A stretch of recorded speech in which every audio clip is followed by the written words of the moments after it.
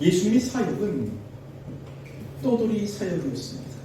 이곳에서 저곳으로 옮기고 또 저곳에서 이곳으로 옮기며 하나님 나라를 선포하시고 병자를 치유하시며 복음을 전하셨습니다. 오늘 3절 말씀을 보니 유대에서 생을 마친 예수님이 다시 갈릴리로 올라가려고 그렇게 계획을 하십니다. 4절 말씀 보니까 이렇게 되어 있어요. 우리 4절 읽어볼까요? 시작. 사마리아를 통과하여야 하겠는지라. 유대에서 갈릴리로 가실 때 사마리아를 통행해서 갈릴리로 가시겠다라고 말씀합니다. 그 이스라엘의 지도를 보면 맨 북쪽 상단에 갈릴리가 있고요. 맨 밑바닥 안쪽에 유대가 있어요. 그 중간에 사마리아가 있습니다. 그래서 유대에서 갈릴리로 올라가기 위해서는 가장 직선거리 사마리아를 통행하는 것이 당연한 것이죠. 네, 그런데 오늘 성경은 이 당연한 이야기를 무엇 때문에 기록하고 있는 것일까요? 이 9절 하반절의 말씀 보면 이런 말씀이 있습니다. 어찌하여 사마리아의 여자인 나에게 물을 달라 하나이까? 이는 유대인이 사마리아인과 상종하지 아니하느니라. 유대인과 사마리아인들은 상종하지 않아요. 그들이 상종하지 않게 될 까닭은 역사적인 배경을 좀 뒤돌아봐야 합니다. 그때부터 한 500년 전에 다윗이 통일 왕국을 건국합니다. 그리고 이스라엘의 전성기는 그의 아들 솔로몬 때 전성기를 맞이하게 되죠. 그러나 그 전성기 오래가지 못했어요. 이 솔로몬의 아들 르호보암이 왕위에 오르면서 나라는 분열됩니다. 반이 딱 쪼개져 버리거든요. 남쪽 유다에는 유다 지파와 베냐민 지파가 나라를 이루고요. 나머지 10지파는 북이스라엘로 그렇게 나라를 이룹니다. 이 두 나라가 되었는데 문제는 뭐냐면 성전이 예루살렘이 있잖아요. 그 북쪽 이스라엘 사람들이 예배를 드리지 그 남쪽 넘어오는 거예요. 그때 북쪽 이스라엘의 왕이 여로보암이었는데 이러다가 나라 망하겠다고 생각합니다. 그래서 383처럼 초점을 딱 쳤겠죠. 그리고 넘어가지 마라. 그리고 사마리아에 있는 그리심산의 성전을 만듭니다. 그럼 맞은 성전이나 예배터를 만드는 것이죠. 그리고 북쪽 이스라엘 사람들은 그리심산에서 예배한다라고 그렇게 법을 정합니다. 나라가 두 쪽이 나고 종교도 두 쪽이 나뉩니다. 그리고 기원전 721년경에 이 북이스라엘은 아수라는 대국의 멸망을 떠나요. 이 아수가 어떤 정책을 펴냐면 혼혈 정책을 펴니다. 다른 나라 막 정복한 그 나라 이방인들을 다 사마리아로 이주시켜서 강제 혼혈을 시키고 혼혈 민족을 만들어 버립니다. 그때까지 남쪽 유다는 살아 있었거든요. 근데 유대인들은 아시는 것처럼 순수 혈통을 굉장히 중요하게 생각하는 민족입니다. 이 사마리아 사람들이 막 혼혈로 막 어지럽히는 것들을 비난하고 조롱하고 멸시합니다. 그렇게 한 130년 정도 지난 뒤에 기원전 586년경에 그 남유다도 바벨론의 멸망을 당합니다. 수많은 사람들 포로 붙잡혀 가잖아요. 그리고 예레미야 예언대로 70년 뒤에 그들이 고레스 칙령이라는 혜택을 받아서 다 이제 이스라엘로 교환을 합니다. 이스라엘로 교환한 유대인들이 무너진 예루살렘 성전을 재건할 때 이 사마리아 사람들도 방해를 해요. 그러니까 이 원한이 하루 아침에 쌓인 것이 아닌 수백 년을 걸쳐서 계속 쌓이게 됩니다. 그리고 기원전 201년경에 다시 이스라엘은 그리스 로마에 항복당합니다.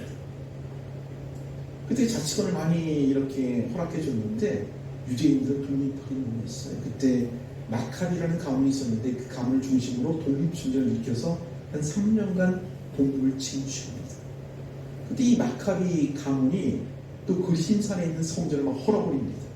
이 사마리아 사람들이 얼마나 또 원한이 맺혔겠어요. 그리고 예수님이 태어난 1세기에 이 사마리아 사람들이 이 사람의 뼈 가루를 예루살렘 성전에 막 뿌려갖고 성전을 훼손합니다. 이 사마리아 사람과 유대 사람은 철천지 원수가 된 거예요. 이 상종을 안 할 뿐만 아니라 완전 보면 죽이려고 달려드는 그런 원수시간 되는 겁니다. 어느 정도였냐면 나중에 하나님이 그 지옥을 만들고 천국을 만드실 거 아닙니까? 그 지옥에 영원히 꺼지지 않는 불구덩이가 있을 거예요. 그 지옥 부를 때는 불쏘시개로 이 사마리아 사람들을 쓸 거다라고 생각할 정도로 아주 원한이 맺힌 그런 두 족속이었습니다. 그래서 유대인들은 그 갈릴리로 넘어갈 때 사마리아를 통행하지 않고 빙 돌아서 해변길로 돌아서 갈릴리로 올라가고 합니다. 그럼 예수님은 오늘 뭐라 그래요? 사마리아를 통과해야 되겠다. 사마리아로 가시겠다라고 이렇게 말씀합니다. 여기는 예수님의 그런 의지가 반영되는 거죠. 예수님은 무엇 때문에 사마리아를 통행해서 갈릴리로 가시겠다고 말씀하시는 걸까요? 우리가 오늘 복음 읽었는데 한 사람을 만나죠. 그 한 사람을 만나려고 일부러 사마리아로 올라가신 겁니다.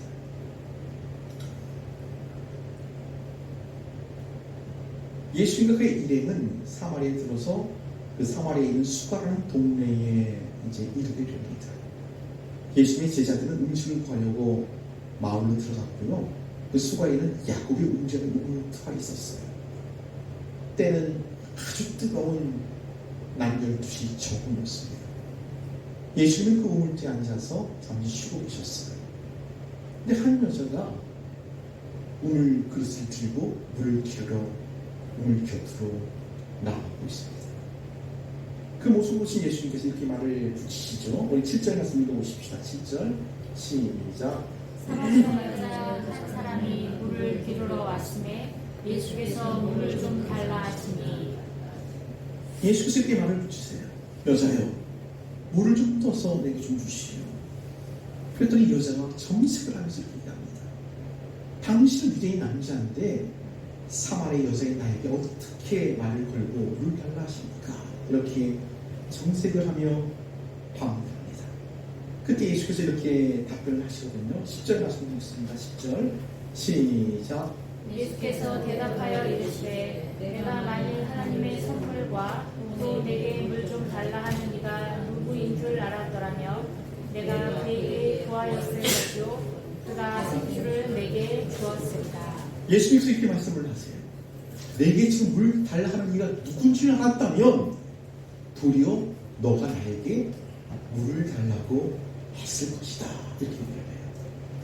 그러자 그 말을 들었던 이 여자가 또 이렇게 얘기합니다. 11절 말씀 봤더니 여자가 이르되 주여 물 기를 그릇도 없고 이 우물은 깊은데 어디서 당신이 그 생수를 얻겠습니까? 요약하자면 이런 거죠. 이 우물은 굉장히 깊고 당신은 그릇도 없는데 어디서 이 물을 얻겠습니까? 이렇게 말하고 있는 겁니다. 저는 이 말씀을 읽으면서 사실 이 반문은 이 여자가 처한 현실, 이 여자의 갈증을 내포하고 있는 말이다 이렇게 한번 읽어봤습니다. 정말 목은 타는데 갈증을 느끼는데 생수를 기를 데가 없어요.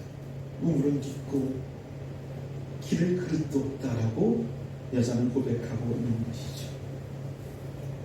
이 여자의 목마른 삶을 어떻게 할 수가 있냐면 16절 18절 말씀 보면 그는 지금 6번째 남자와 살고 있습니다. 5번째 남자를 갈아치운 거죠. 맨 처음 남자가 아마도 남편이었을 것입니다. 이스라엘 여자들은 12살 때 성직을 합니다. 그리고 13세에서 16세 때 결혼을 하거든요. 근데 그 당시에는 여자는 사람 취급을 받지 못하는 시대였습니다. 뭐 인권이라는 것 그런 것이 없는 시대였잖아요. 이 사람 숫자를 셀 때에 여자와 아이들은 세지 않았어요. 어른 남자만 세갖고 몇 명 이렇게 얘기하는 그런 시대입니다. 그럼 13살 먹은 소녀들, 16살 먹은 소녀들이 시집을 갔는데 그 어린 아이가 뭘 하겠습니까? 이게 이 어린 소녀들이 이혼당하는 경우들이 비일비재해 있다고 합니다. 이혼당하는 이유도 가지각색이에요. 아침밥을 준비하면서 그 빵을 채웠다고 이혼을 당합니다. 옆집 남자 얘기했다는 이유로 이혼을 합니다. 마음에 안 든다고, 남자 마음에 안 든다고 이혼을 당하는 그런 시절이었습니다. 그 어린애들이 이혼을 당하고 이제 쫓겨나면 어떻게 살 수가 있을까요? 지금 좀 취업하시는 그런 시대가 아닙니다. 땅이 없으니 농사를 못 짓지요. 가축이 없으니 가축을 돌볼 수도 없습니다. 친정이 그나마 괜찮다면 친정으로 돌아갈 것입니다. 그렇지 못한 이혼당한 소녀들은 다른 남자의 첩이 되거나 몸을 팔면서 먹고 살 수밖에 없는 그런 형편이었습니다. 아마도 오늘 본문의 이 사마리 여자도 그런 처지에 놓여있을 겁니다. 얼마나 하나님이 쳤을까요? 사람 만나기 싫습니다. 그 누구도 자기 삶과 엮이는 게 여자는 싫었습니다.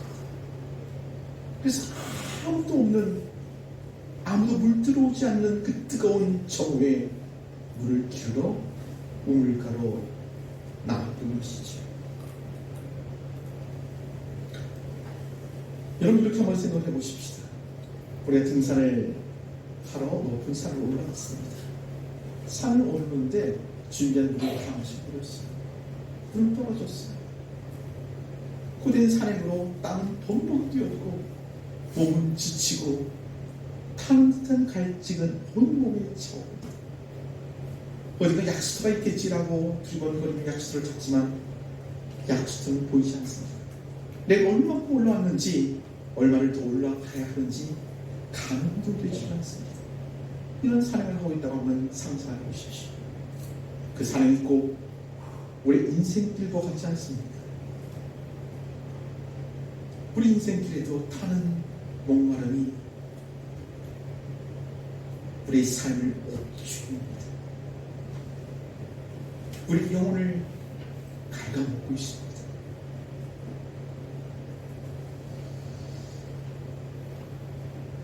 프랑스 소설가 중에 에미 졸라라는 소설가가 있죠. 그분이 지었던 소설 중에 목노주전이라는 소설이 있습니다. 이 소설은 19세기 말에 프랑스 파리의 빈민의 생활들, 그 빈민 노동자들의 생활을 적나라하게 고발한 그런 소설입니다. 주인공이 제르 베세라는 여인입니다. 예쁘게 생긴 여자입니다.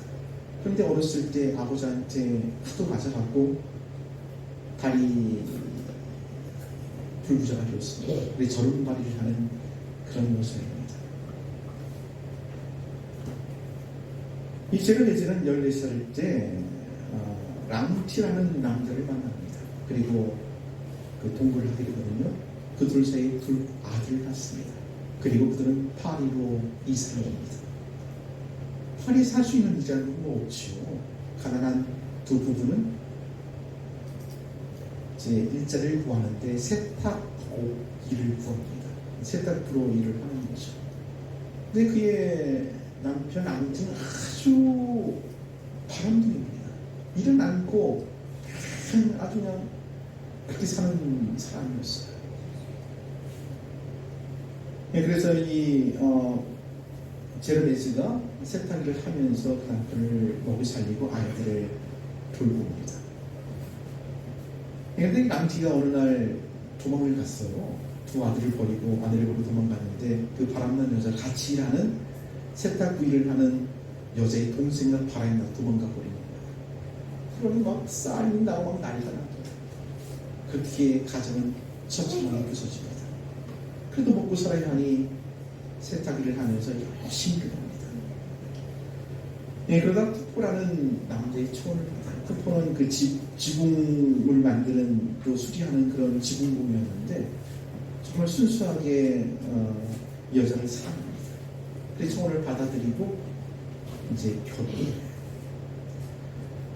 물론 이 쿠포의 시댁 식구들이 막 시샘을 하고 막 시집살이를 했지만 그런 것도 아무 문제가 되지 않았어요.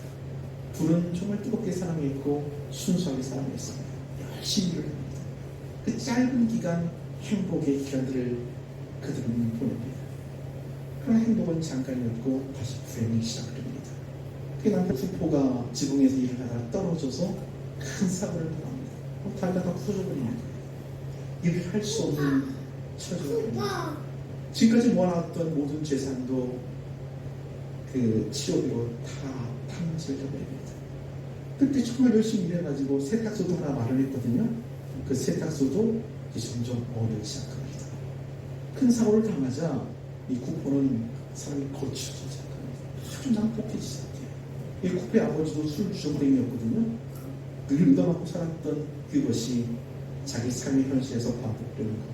아내를 때리고 아이들을 굽게 합니다. 그 둘 사이에 나나라는 딸아이도 태어났는데 그 아이도 돌보지 않아요. 결국 알코올 중독으로 빠져버립니다. 정말 열심히 모아서 마련했던 세탁소도 다 날아가 버립니다. 그러다가 처음 남자였던 그 앙티라는 그 사례가 다시 들어오나요. 처음에는 이 쿠퍼랑 막 대판 싸우죠. 그러다가 이 배포가 맞았는지 술 친구가 됩니다. 그리고 이 앙티를 자기 집으로 들여요.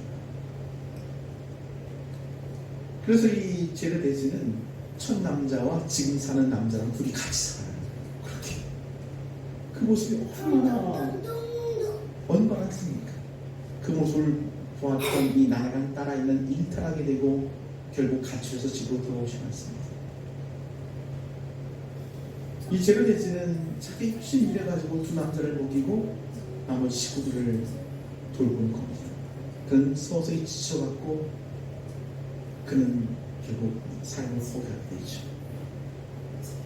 쿠퍼는 알코올 중독으로 죽게 되고 견디다 못해 술을 한 모금 기입되었던 이 제르데즈도 알코올 중독에 빠지게 됩니다. 그리고 아주 비참하게 죽습니다. 이것이 소설의 내용이에요. 유쾌할 것 하나도 없는 참담한 소설이죠. 에미 졸라는 이 소설을 통해서 19세기 말에 파리의 정당한 현실을 고발하고 있는 겁니다. 제르데즈의 비참한 죽음은 그녀의 낭만은 아니라는 사실을 그 소설가는 고발하고 있는 겁니다. 가정폭력, 가난, 빈곤, 인권, 이익과의 갈등, 가정해체, 중독, 국가재정의 문제점 이런 모든 것들을 그 소설을 통해 적나라하게 고발하고 있는 것이죠. 제르데즈는 목마른 인생을 살았지만 그 어디에서도 한 모금의 생수를 얻을 수 없었습니다. 그는 그렇게 비참하게 죽어간 것입니다. 그 여자는 19세기 말에 살았던 여자입니다. 21세기에 사는 저희라면 우리에게는 목마름이 없습니까? 사실 본질적인 면에서 제르데즈가 느꼈던 그 목마름 우리에게도 있는 것이지. 우리 딸아이가 고등학교 3학년이지만 입시 지옥이 정말 참담합니다. 그 지옥 같은 경쟁 속에 정신질환에 걸린 친구도 있습니다. 제 아내가 보는 넷플릭스 드라마가 있는데 참교육이라는 드라마를 좀 보더라고요. 한편 이렇게 같이 한번 봐봤는데 끔찍한 교육 현실을 그대로 반영하고 있는 것이죠. 무너진 교권을 그대로 보여주고 있는 것입니다. 우리 학생들도 힘들지만 40, 50대 가장 힘든 세대 중에 하나입니다. 40, 50대를 마초 세대라고 합니다. 이 마초 세대가 뭐냐면 마지막으로 부모를 봉양하는 세대, 그러니까 처음으로 자식에게 봉양받을 수 없는 세대가 마초 세대입니다. 청년들도 목마른 건 마찬가지예요. 부모보다 처음으로 가난한 세대가 지금의 청년 세대입니다. 코스피가 9천까지 오른다고요? 우리가 무슨 상관이 있어요? 빈부의 격차만 점점 더 벌어질 뿐입니다. 우리 모든 목마릅니다. 삶의 목마름을 통해 영혼의 갈증으로 배탈하고 있습니다. 이것이 저와 여러분의 현 주소인 것을 우리는 기억해야 합니다. 그렇다면 이 타는 목마름을 우리는 어떻게 해결할 수가 있을까요? 오늘 본문을 다시 한번 주목해 보십시다. 그 사마리 여자와 예수의 대화를 계속 따라가 보십시다. 어디서 생수를 얻겠냐는 여자의 반문에 예수 이렇게 말합니다. 13절과 14절 말씀 읽어보십시다. 13절과 14절 시작. 예수께서 대답하여 이르시되 이 물을 마시는 자마다 다시 목마르려니와 내가 주는 물을 마시는 자는 영원히 목마르지 아니하니 내가 주는 물은 그 속에서 영생하도록 솟아나는 생물이 되리라. 내가 주는 물을 마시는 자는 영원히 목마르지 않겠다. 초점은 영원히 목마르지 않은 것이 아니라 내가 주는 물입니다. 여기에 기독교의 핵심이 있어. 왜 자꾸 영원히 목마르지 않는 것 거기만 쫓다가 기독교가 비틀어지는 겁니다. 내가 주는 물, 내가 누구죠? 예수 그리스도. 그분이 생수의 원천인 것을 믿으십시오. 예수가 주는 물을 마실 때 우리는 영원히 목마르지 않습니다. 이 예수의 말을 들었던 여자는 간절하게 청합니다. 그런 물을 내게 주십시오. 다시 목마르지 않게 해주십시오. 그런 물을 내게 주어서 다시는 물길로 오지 않게 해주십시오 라고 청합니다. 그때 예수께서 정곡을 지릅니다. 네 남편을 불러가라. 한번 따라해 보십시다. 네 남편을 불러가라. 내 남편을 불러와라. 그 남편이 뭐죠? 이 여자의 목마름의 원천이 되었던 것, 목마름의 원인이 되었던 것이 남편입니다. 이 남편은 뭐예요? 이 여자가 목마름을 해소하기 찾았던 답, 그것이 남편이었습니다. 예수께서 뭐라고 그러세요? 목마름 너의 현실이야. 그러나 네가 찾은 답은 잘못되어서 오답이야. 그 남편에게서는 참된 생수를 얻을 수 없다. 내가 주는 물, 내가 주는 물만이 너를 영원히 목마르지 않게 할 것이다 라고 선언하신 것입니다. 이때 갑자기 난데없이 여자가 이렇게 얘기합니다. 우리 말씀 읽어보십시다. 20절 말씀 읽습니다. 20절 시작. 우리 조상들은 이 산에서 예배하였는데 당신들의 말은 예배할 곳이 예루살렘에 있다 하더이다. 이 여자가 난데없이 예배에 관해 묻습니다. 목마름에 관해서 예수와 말씀을 나누다가 갑자기 우리 조상들은 이 산 그리심산에서 예배라고 하는데 당신들은 예루살렘에서 예배하라고 하더이다. 이렇게 물어요. 예수께서 말씀하십니다. 이 산에서도 말고 저 산에서도 말고 하나님께 예배할 때입니다. 그리고 이렇게 말씀합니다. 우리 23절 24절 말씀 읽어보십시다. 시작. 아버지께 참되게 예배하는 자들은 영과 진리로 예배할 때가 오나니 곧 이때라. 아버지께서는 자기에게 이렇게 예배하는 자들을 찾으시느니라. 하나님은 영이시니 예배하는 자가 영과 진리로 예배할지니라.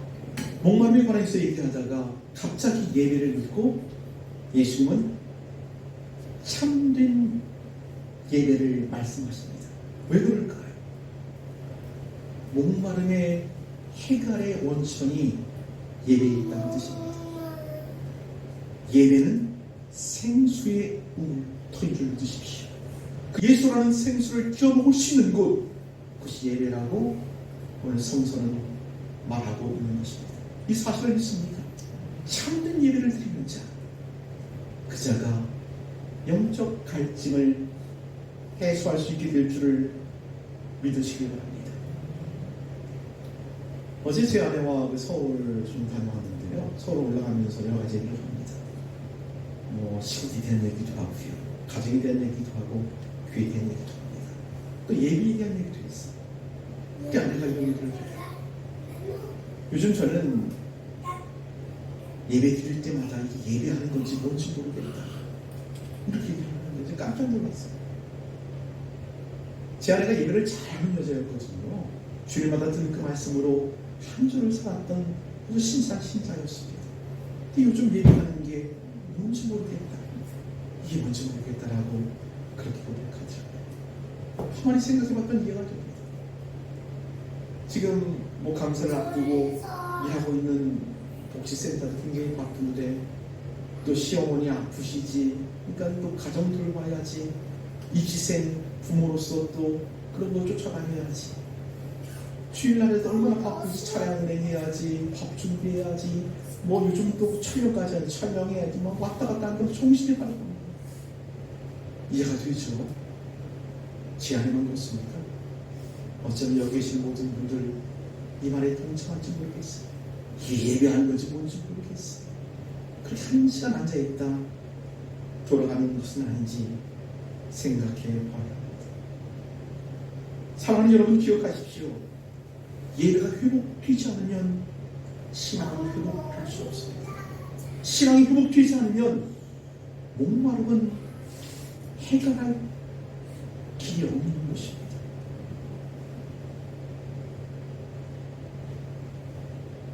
사랑하는 여러분, 예배가 회복되어야 합니다. 존 파이프라는 목사는 이런 말을 합니다. 교회의 궁극적인 목표는 성교가 아니라 예배이다. 성교가 존재하는 이유는 예배가 존재하지 않기 때문입니다. 교회 존재의 목적은 예배하는 데 있습니다. 전도하는 것은 나중 일입니다. 왜 전도를 하죠? 그 사람은 예배하지 않는 사람이기 때문에. 예배가 회복되어야 전도도 가능한 것입니다. 저는 하나님께서 이 말씀을 우리 주 안에 구해 주셨다고 믿습니다. 하나님께서 이 말씀하시는 것 같아요. 다른 것 하지 말고 예배에 집중하세요. 전도 못했다고 자책하지 말고 예배에 집중해요. 예배를 회복하게 하면 신앙이 회복될 거예요. 신앙이 회복되면 무너진 삶도 다시 일어서게 될 거예요. 내가 느끼는 그 영적인 갈증도 점차 해소될 거야 라고 주님께서 말씀하고 있는 것이죠. 정말 예배를 회복했으면 좋겠어요. 이 예배를 한 시간에 또 여기 계신 하나님을 믿었으면 좋겠어요. 제가 그 전에 읽었던 책 중에 그 마크 엔터베리가 지었던 광야를 정복한 영적 거인이라는 책이 있습니다. 거기 보면 이런 간증이 있어요. 이분이 목회하던 그 목회에서 있었던 일 간증을 하는데요. 그 여성 교우 한 분이 암에 걸렸답니다. 그래서 서서히 죽어가는 투병의 그런 여정들을 보내고 있습니다. 이 여성 교우가 암 진단을 받았을 때 이렇게 선언하고 목사님과 약속합니다. 목사님, 제가 걸을 수 있는 힘만 있다면 반드시 교회에 나와 하나님께 예배 드리고 있습니다. 그 투병은 점차 심해졌지요. 시간을 흘렀고 그녀는 거의 죽게 되었습니다. 삶이 얼마 남지 않았다는 것을 모든 사람이 알 정도로 그는 쇠약해졌습니다. 어느 주일 그녀는 산소 마스크를 하고 남편의 부출받은 채 나약한 모습으로 교회에 들어옵니다. 그리고 매일 뒷좌석에 앉으셨어요. 머리카락은 하나도 없습니다. 얼굴은 창백합니다. 함께 찬송을 부를 때에 그녀는 힘겹게 산소 마스크를 끌어냅니다. 얇은 두 손을 들며 하나님을 찬양합니다. 그때 터베리 목사는 이렇게 말합니다. 우리 교회 예배는 지금 두 개의 설교가 있습니다. 하나는 강단에서 선포된 설교고 또 하나는 한번하지 않지만 저 맨 뒤에서 예배하는 저분의 설교입니다. 단언컨대 우리 교회를 회복하는 것은 아무 없이 전심을 얘기하는 저 여성들의 설교입니다. 라고 얘기했어요.